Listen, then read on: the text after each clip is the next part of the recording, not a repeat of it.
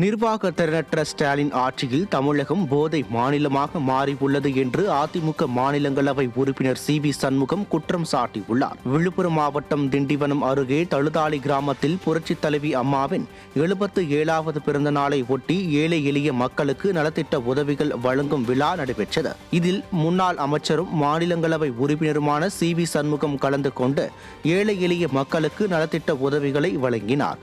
தொடர்ந்து விழாவில் உரையாற்றிய அவர், நிர்வாக திறனற்ற ஸ்டாலின் ஆட்சியில் தமிழகம் போதை மாநிலமாக மாறியுள்ளது என்றும், தினந்தோறும் கொலை, கொள்ளை, பாலியல் வன்கொடுமை சம்பவங்கள் நடைபெற்று வருகிறது என்றும் குற்றம் சாட்டியுள்ளார். மயிலம் கிழக்கு ஒன்றிய கழகத்தின் சார்பில் ஒன்றிய செயலாளர் சேகரன் ஏற்பாட்டில் நடைபெற்ற விழாவில் மாவட்ட மகளிரணி செயலாளர் தமிழ்ச்செல்வி செல்வபெருமாள், மாவட்ட கழக பொருளாளர் வெங்கடேசன், மாவட்ட கழக இணை செயலாளர் ஆனந்தி அண்ணாதுரை மற்றும் கழக நிர்வாகி தொண்டர்கள் ஏராளமானோர் கலந்து கொண்டனர்.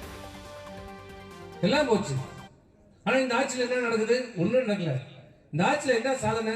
எல்லா விலைவாசி ஏறி போச்சு, எல்லா கட்டணம் உயர்த்தியாச்சு.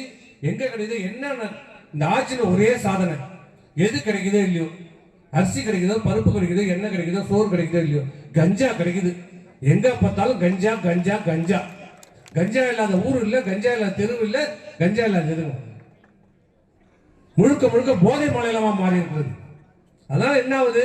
எங்க பார்த்தாலும் கொலை, கொள்ளை, கற்பழிப்பு, தினந்தோறும் கற்பழிப்பு, கூட்டுப்பாளையம். 5 பேர் சேர்ந்து கற்பழிக்கிறோம், 8 பேர் சேர்ந்து கற்பழிக்கிறோம். வீட்டில் இருக்கிற பெண்களுக்கும் பாதுகாப்பு இல்லை, ரோட்டில் நடந்து போற பெண்களுக்கும் பாதுகாப்பு இல்லை, வேலைக்கு செல்கிற பெண்களுக்கும் பாதுகாப்பு இல்லை, பள்ளிக்கு செல்கிற 2 வயசு குழந்தை, 3 வயசு குழந்தை, 8 வயசு குழந்தை பெண் மாணவிகளுக்கும் பாதுகாப்பு இல்லை.